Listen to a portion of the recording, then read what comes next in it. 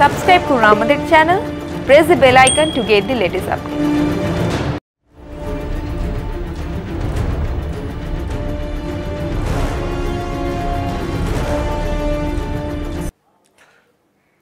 Could a Muslim-dominated state exist without any fuss or friction in a predominantly Hindu-dominated secular India? এই প্রশ্নটাই 48, 49, 50, 51, 52 এই সালে দেশের ভাগ্য নিয়ন্তা রাজনীতিবিদ এবং অগণিত সাধারণ মানুষের মনে জন্ম নিয়েছিল। এই প্রশ্নের উত্তর তারা খুঁজছিলেন। 1948 সালের 1 জানুয়ারি কাশ্মীর বিষয়কে ভারতবর্ষ রাষ্ট্রপুঞ্জে নিয়ে যায়। মাউন্ট ব্যাটেনের পরামর্শে নেহেরু এই ভুলটি করেছিলেন। পরবর্তীকালে তিনি এই নিয়ে আক্ষেপ পর্যন্ত করেছেন। 1950 সালের ফেব্রুয়ারি মাসে ভারত এবং পাকিস্তানকে রাষ্ট্রপুঞ্জের নিরাপত্তা পরিষদ বলে যে গণভোটের ব্যবস্থা করতে হবে এবং তার জন্য দুদেশের সৈন্যকে কাশ্মীর থেকে সরাতে হবে। ভারত বলে পাকিস্তান আগে সেনাবাহিনী প্রত্যাহার করুন। পাকিস্তান তার উত্তরে বলে আমরা সেনাবাহিনী প্রত্যাহার করতে রাজি আছি, কিন্তু শেখ আবদুল্লাহর অ্যাডমিনিস্ট্রেশনকে ভারত সরকারকে বরখাস্ত করতে হবে, কারণ শেখ আবদুল্লাহ নেহেরুর পাপেট ছাড়া আর কিছুই নয়। ভারত মোটামুটি তখন ঠিক করে নিয়েছিল যে যতটা কাশ্মীরের তারা দখল করে রাখতে পেরেছে বা নিজের আয়ত্ত রাখতে পেরেছে ততটাই তারা রাখবে, আর বাকি অংশটা পাকিস্তান যেমন আছে তেমন থাকবে। পাকিস্তানের সাধারণ মানুষ এবং রাজনীতিবিদরা মনে করতেন যে কাশ্মীর পাকিস্তানের সঙ্গে যুক্ত না হলে পাকিস্তান ধারণাটাই অসম্পূর্ণ থেকে যায়। পাকিস্তান রাষ্ট্রটাই গড়ে ওঠে না যে কাশ্মীর যদি পাকিস্তানের মধ্যে অন্তর্ভুক্ত না হয়। তাই গণভোটের কোনো প্রয়োজন আছে বলে তারা মনেই করতেন না। ভারতও মনে করতেন যে কাশ্মীরের সাধারণ মানুষের ধর্ম যাই হোক না কেন, সেখানে শেখ আবদুল্লাহর মতো প্রগতিশীল একজন শাসক আছেন, তাই কাশ্মীরের ভারতভুক্তি কোনো গণভোটের ফলাফলের উপর নির্ভর করে না। পাকিস্তানের অনেকে বলতেন for Pakistan Kashmir is a vital necessity, for India it is an imperial adventure. এটা পাকিস্তানের একটা বড় অংশের ধারণা, ইম্পিরিয়ালিস্টিক অ্যাডভেঞ্চার বা সাম্রাজ্যবাদী আগ্রাসন। অল ইন্ডিয়া রেডিওর তৎকালীন প্রধান ছিলেন বা ব্রিটিশ জমানায় লিওনেল ফিল্ডেন। তিনি ওই সময় ভারত এবং পাকিস্তানে আসেন। দুই দেশে অগণিত বন্ধু বান্ধব ছিল। দু দেশের মানুষের সঙ্গে কথা বলেন, সংবাদ মাধ্যমে তখনকার রিপোর্টগুলো খুঁটিয়ে খুঁটিয়ে পড়ে। তিনি যে অবজারভেশনটা লিখেছিলেন যে পাকিস্তানের প্রেস খুব রিজনফুল, খুব হোস্টাইল, খুব অ্যাগ্রেসিভ। অন্যদিকে ভারতীয় প্রেস তৎকালীন অনেকটা যুক্তিনিষ্ঠ, কিন্তু পাকিস্তান এই কাশ্মীর প্রশ্নে অবস্টিনেট। তিনি প্রেডিকশন করেছিলেন যে কাশ্মীর সমস্যার সমাধান না হলে কিন্তু এই উপমহাদেশে অস্ত্রের প্রতিযোগিতা শুরু হবে। অন্ন, বস্ত্র, বাসস্থান, এই যে রুডিমেন্টারি চাহিদা গরিব আমজনতা এবং সাধারণ মানুষের থাকে, অস্ত্রের প্রতিযোগিতা এই উপমহাদেশে শুরু হলে সেই দাবিগুলো অনেকাংশেই উপেক্ষিত থেকে যাবে। অদৃশ্যের সঙ্গে অভিসারের 75 বছর পরেও আমার মনে হয় সেই প্রবীণ সাংবাদিকের ভবিষ্যৎবাণীটা কিন্তু অক্ষরে অক্ষরে ঠিক ছিল। রাষ্ট্রপুঞ্জের তত্ত্বাবধানে যখন গণভোট হলো না, সেই সময় 1951 সালের জানুয়ারি মাসে অস্ট্রেলিয়ান প্রধানমন্ত্রী স্যার রবার্ট মিনজেস 10 নম্বর ডাউনিং স্ট্রিটে গিয়ে ব্রিটিশ প্রধানমন্ত্রী ক্লিমেন্ট অ্যাটলিকে একটা প্রস্তাব দেন। সেটা হচ্ছে কমনওয়েলথের সুপারভিশনে গণভোট হোক। পাকিস্তান প্রথমে বলে যে শেখ আবদুল্লাহ সরকারকে বরখাস্ত করতে হবে। তাদের এই একই যুক্তি, Sheikh Abdullah is nothing but a puppet of Pandit Nehru. Nehru পাল্টা বলেন, পাকিস্তান যেভাবে ধর্মীয় জিহাদের ডাক দিচ্ছে, তাদের সংবাদ মাধ্যম যে ভূমিকা পালন করছে, তাদের গণভোট যদি করতে হয় তাহলে শুধু এই জিহাদের ডাক আর ধর্মীয় জিগির তোলার মধ্যে শুধু কাশ্মীরেই অশান্তি সীমাবদ্ধ থাকবে না, ভারত এবং পাকিস্তানের বিভিন্ন অংশে সেই অশান্তির আগুন লাগবে এবং এই অশান্তির আগুনে পুড়বে দুই দেশের সাধারণ আমজনতা। ওই কাল পর্বে শেখ আবদুল্লাহর ভূমিকাটা ছিল খুবই সন্দেহজনক। শেখ আবদুল্লাহ প্রো পাকিস্তান ছিলেন না, এটা অনস্বীকার্য, কিন্তু তিনি কি সত্যিই ভারত বন্ধু ছিলেন? 1950 সালের 10ই মে থেকে 10ই অগাস্ট আপনারা যদি দেখেন, selected works of Jawaharlal Nehru তার বোন মস্কোয় ভারতের প্রথম রাষ্ট্রদূত বিজয়লক্ষ্মী পণ্ডিতকে নেহেরু বেশ কয়েকটি চিঠি লিখেছিলেন। সেই চিঠির ছত্রে ছত্রে তিনি বলছেন শেখ আবদুল্লাহ ভ্যাসিলেট করছেন, কখন কি বলছেন কি করছেন সেটা তিনি বুঝছেন না। এমনকি এটাও বলেছিলেন যে শেখ আবদুল্লাহ বন্ধু চিনতে ভুল করেছেন, কে বন্ধু আর কে শত্রু সেটাই আবদুল্লাহ গুলিয়ে ফেলছেন। এবার একই সঙ্গে তিনি শখেতে বলেছেন যে কোনো কোনো প্রতিক্রিয়াশীল শক্তির দ্বারা শেখ আবদুল্লাহ চালিত হচ্ছেন, কারণ তখন কাশ্মীরে there are lot of forces at play, quote unquote. এই শব্দবন্ধটা জওহরলাল নেহরু বিজয়লক্ষ্মী পণ্ডিতকে চিঠিতে উল্লেখ করেছিলেন। অবশ্যই তাই। 29শে সেপ্টেম্বর 1950 তৎকালীন ভারতে আমেরিকার রাষ্ট্রদূত লয় হেন্ডারসনকে শেখ আবদুল্লাহ কাশ্মীরে আমন্ত্রণ করলেন। আমন্ত্রণ করে তিনি সরাসরি কাশ্মীর আলাদাভাবে থাকবে, স্বতন্ত্রভাবে থাকবে, কাশ্মীর ইন্ডিপেন্ডেন্ট হবে, এই কথাটা আমেরিকার রাষ্ট্রদূতকে বললেন। তার বক্তব্য ছিল যে কাশ্মীরের মুসলমানরা পাকিস্তানের মুসলমানদের থেকে অনেক আলাদা, কাশ্মীরের হিন্দুরা ভারতের হিন্দুদের থেকে অনেক আলাদা, কাশ্মীর একটা সমসত্ব বা হোমোজিনিয়াস স্টেট, সেখানকার মানুষের জীবনধারণ সংস্কৃতি ভারত এবং পাকিস্তানের মানুষের থেকে আলাদা, তাই কাশ্মীরের স্বতন্ত্র অস্তিত্ব রাখা যেতেই পারে। তিনি শখেদে রাষ্ট্রদূতকে বলেছিলেন যে রাষ্ট্রপুঞ্জ কেন কাশ্মীরের ইন্ডিপেন্ডেন্সের কথা বলছে না, কেন তারা বারবার গণভোটের কথা বলছেন। রাষ্ট্রদূত এর প্রত্যুত্তরে কিন্তু কিছুই বলেননি, বা কিছু বলে থাকলে সেটা স্টেট ডিপার্টমেন্টের যে রিপোর্ট সেই রিপোর্টে কোথাও উল্লেখ নেই। অর্থাৎ শেখ আবদুল্লাহ কিন্তু স্বাধীন কাশ্মীরের কথা বারবার চিন্তা করছেন এবং পথ খুঁজছেন কিভাবে স্বাধীন কাশ্মীরের স্বপ্নকে বাস্তবায়িত করা যায়। তিনি আমেরিকার রাষ্ট্রদূতকে বলেইছিলেন যে আজাদ কাশ্মীরের রাজনৈতিক নেতৃত্বও তার কাছে বার্তা পাঠাচ্ছে, যদি কাশ্মীরের স্বাধীনতা সুনিশ্চিত করা যায় তাহলে তারাও ন্যাশনাল কনফারেন্সের সঙ্গে যোগ দেবেন। শেখ আবদুল্লাহ কাশ্মীরকে ইস্টার্ন সুইজারল্যান্ড বানাতে চেয়েছিলেন, এটাই ছিল তার স্বপ্ন। কিন্তু যখন দেখছেন আবদুল্লাহ যে এই বিষয়টা সম্ভব হচ্ছে না, তখন তিনি আবার ভারতের দিকে ঝুঁকলেন।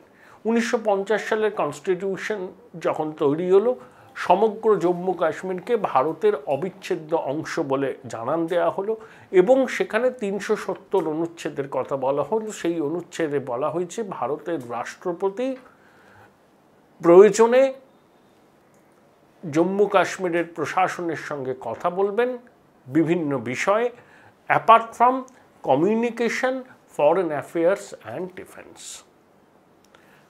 কাশ্মীরের মানুষের চোখে বা পাকিস্তানের চোখে শেখ আবদুল্লাহ ছিলেন নেহেরুর লোক, পাকিস্তান বলতো নেহেরুর হাতের পুতুল। আবার ভারতবর্ষের অনেক মানুষ নেহেরুকে মনে করতেন শেখ আবদুল্লাহর লোক, এবং শেখ আবদুল্লাহ নেহেরুর সঙ্গে তার ঘনিষ্ঠতা সবসময় জাহির করে এসছেন। তিনি একটা সময় বলেছিলেন ভারতবর্ষ এবং ভারতবর্ষকে উগ্র হিন্দু ফান্ডামেন্টালিস্টরা দখল করেই নিতে পারে, তারা পারছে না একমাত্র কারণ যে পণ্ডিত নেহেরু এর মাঝখানে রয়েছেন।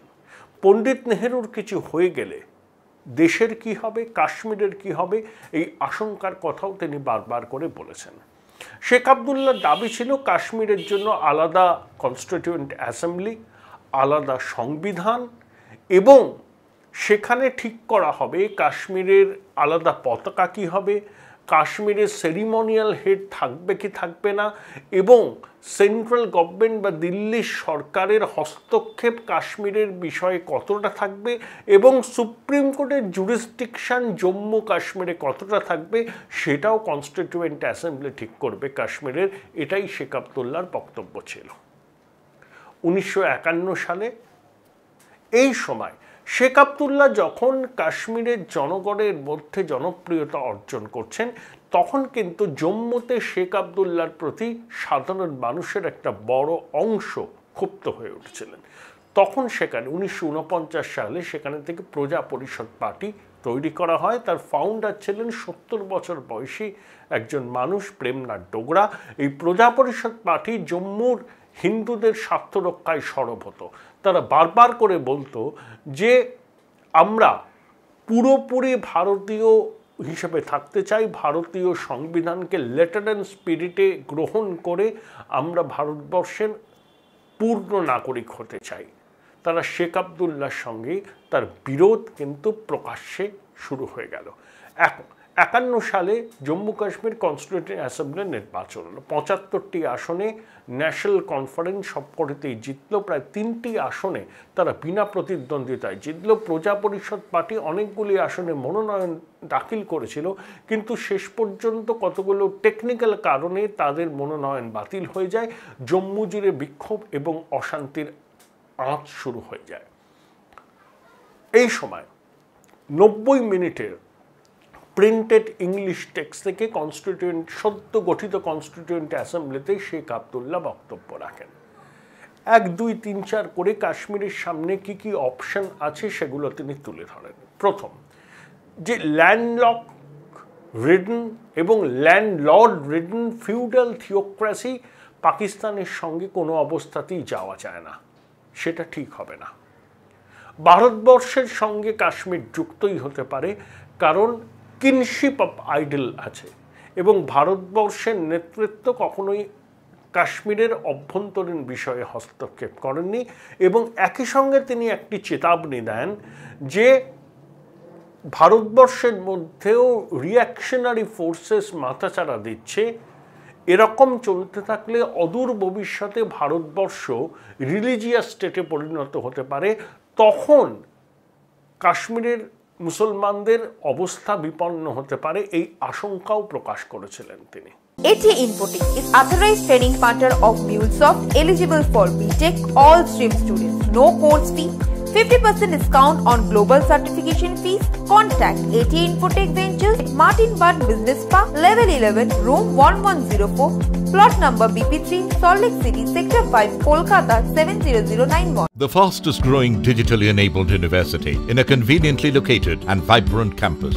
Join Sister Nivedita University, Kolkata for higher education and research. তিনি সেখানে স্বাধীন কাশ্মীরের স্বপ্নও ফেরি করেন। কনস্টিটিউয়েন্ট অ্যাসেম্বলির বক্তৃতায় আপনারা দেখে নিতে পারেন কি বলেছিলেন সেখানে কিন্তু তার মনে সংশয় ছিল। তিনি বলেছেন এই রকম একটা ল্যান্ডলকড রাজ্য বা কি করে স্বাধীন থাকতে পারে, কারণ কাশ্মীর স্বাধীন ছিল 1947 সালের 15ই অগস্ট থেকে 1947 সালের 22শে অক্টোবর পর্যন্ত কাশ্মীর স্বাধীন ছিল। তারপর কাশ্মীরে হানাদাররা আক্রমণ করে।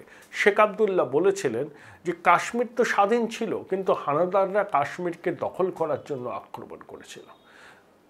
তাই কাশ্মীর ভারতের মধ্যে থাকাটাই শ্রেয়, কিন্তু কিছু কিছু কন্ডিশন তিনি দিলেন। সেই কন্ডিশন হবে বাইন্ডিং, ভারত সরকারকে সেগুলোকে মানতেই হবে। কি সেই কন্ডিশন? যে কাশ্মীরের স্বতন্ত্র পতাকা থাকবে, যেটা ডিভাইস করবে ন্যাশনাল কনফারেন্স।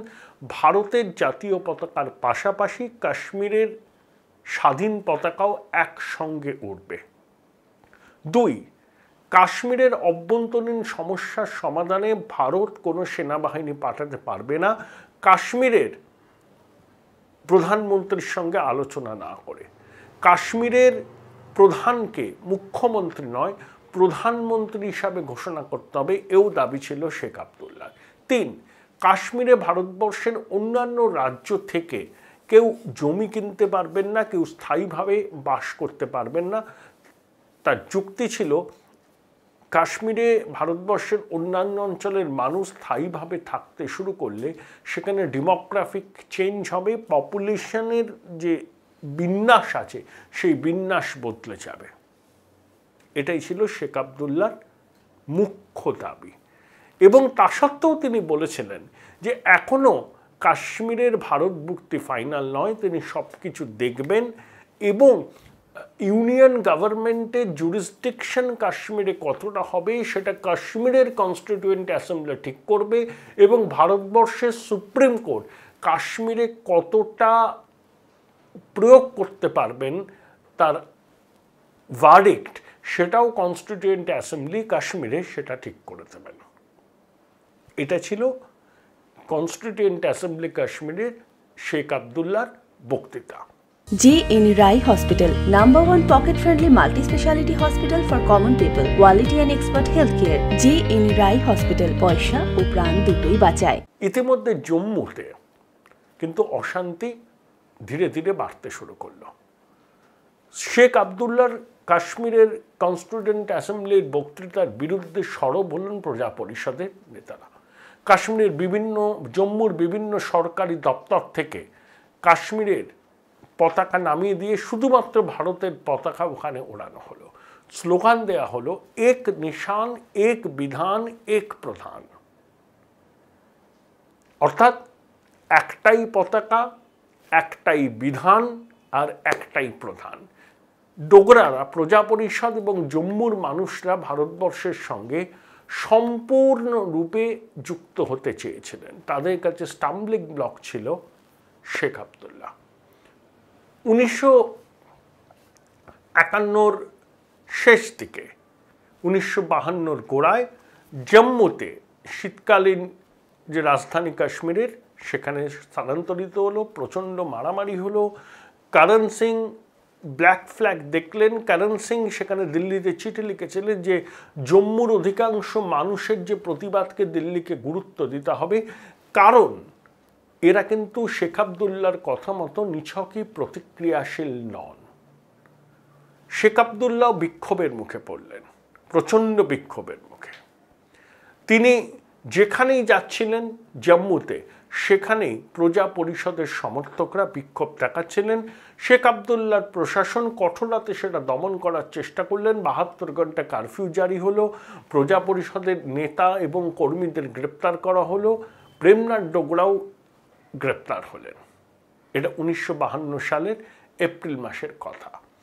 পণ্ডিত নেহেরু এবং দিল্লির সরকারের কর্তা ব্যক্তিরা বুঝলেন যে এভাবে জম্মুর হিন্দুরা যদি রাস্তায় নেমে এসে প্রতিবাদে সরব হন তার প্রভাব কিন্তু ভারতের অন্যান্য জায়গায় পড়বে, সারা ভারতবর্ষ জুড়ে একটা হিন্দু ব্যাকল্যাশ হওয়ার সম্ভাবনা আছে। এই কথা মনে রেখে তারা শেখ আবদুল্লাহকে অনুরোধ করলেন যে প্রজা পরিষদের নেতাদের ছেড়ে দিতে। শেখ আবদুল্লাহ রাজি হলেন, কিন্তু মন থেকে তিনি মানতে চাইলেন না। এই সময় জম্মুর পাকিস্তান সীমান্ত থেকে 4 কিলোমিটার দূরে রণবীর সিং পুরাতে একটা সভা করলেন শেখ আবদুল্লাহ। সেখানে তিনি বললেন যে কাশ্মীরের মানুষ ভারতবর্ষের সংবিধানকে সব কিছু মানতে তৈরি আছে, কিন্তু কমিউনালিজম যেটা ভারতবর্ষে মাথাচাড়া দিচ্ছে সেটাকে আগে কবরস্থ করতে হবে, না হলে কাশ্মীরের মানুষ ভারতবর্ষে যোগ দেবে না। শেখের এই বক্তব্য সংবাদপত্রে খুব ভালোভাবে রিপোর্ট হয়েছিল এবং দিল্লির কর্তা ব্যক্তিদের কিন্তু উদ্বেগের কারণ দেখা দেয়। তাহলে শেখ আবদুল্লাহ আসলে ঠিক কি চাইছেন সেটা তারা বুঝতে পারছিলেন না। এই সময় 1952 সালের জুলাই মাসে শেখ আবদুল্লাহ দিল্লিতে এলেন, নেহরুর সঙ্গে দেখা করলেন, অন্যান্য মিনিস্টারদের সঙ্গে কথা বললেন। কথা বলার পর যেটা এখন ইতিহাসে নাম রয়েছে ফেমাস দিল্লি এগ্রিমেন্ট তৈরি হলো। দিল্লি এগ্রিমেন্টে অনেক কম্প্রোমাইজ করে কাশ্মীরের ভারত ভুক্তির পথকে প্রশস্ত করা হলো। সেখানে কাশ্মীরের আলাদা পতাকার সঙ্গে সঙ্গে ভারতের পতাকাও একইভাবে উড়বে। ভারতের অন্যান্য প্রদেশের মানুষ কাশ্মীরে স্থায়ীভাবে জমি কিনে থাকতে পারবে না। 3, কাশ্মীরের অভ্যন্তরীণ ব্যাপারে জম্মু কাশ্মীরের প্রশাসনের প্রধানের সঙ্গে কথা না বলে ভারতবর্ষ হস্তক্ষেপ করতে পারবে না, ইত্যাদি ইত্যাদি ইত্যাদি ইত্যাদি। এই সমস্ত শর্তে কাশ্মীরের ভারত ভুক্তি হয়েছিল। যেটা ফেমাস সেটা হচ্ছে দিল্লি এগ্রিমেন্ট। কিন্তু তা সত্ত্বেও শেখ আবদুল্লাহ কিন্তু কখনোই কাশ্মীরের স্বাধীনতার কথাটা মন থেকে মুছে ফেলেন। 1950 সালে বা 51 সালে নির্বাচন হয়ে যাওয়ার পর যখন গরম পড়ছে, 51 সালে কাশ্মীরে কনস্টিটিউয়েন্ট অ্যাসেম্বলিতে বিখ্যাত আমেরিকান রাজনীতিবিদ জম্মু কাশ্মীরে এলেন। তার নাম অ্যাডলি স্টিভেনসন। তার লক্ষ্য ছিল ডাল লেকে তিনি ভ্রমণ করবেন, কাশ্মীরে স্নোফল দেখবেন, অবশ্যই শেখ আবদুল্লাহর সঙ্গে দেখা করবেন। ডাল লেকের আপস্ট্রিমে দুবার শেখ আবদুল্লাহর সঙ্গে স্টিভেনসনের বৈঠক হয়। 2 ঘন্টা ধরে বৈঠক চলে। সেই বৈঠকের বিষয় নিয়ে কেউ কিন্তু মুখ খোলেননি। কিন্তু একটি বম্বের জার্নাল, যেটা অনেক ক্ষেত্রেই আমেরিকার প্রতি সিম্প্যাথেটিক, তারা একটা রিপোর্ট বার করে, সেটা খুব চাঞ্চল্যকর।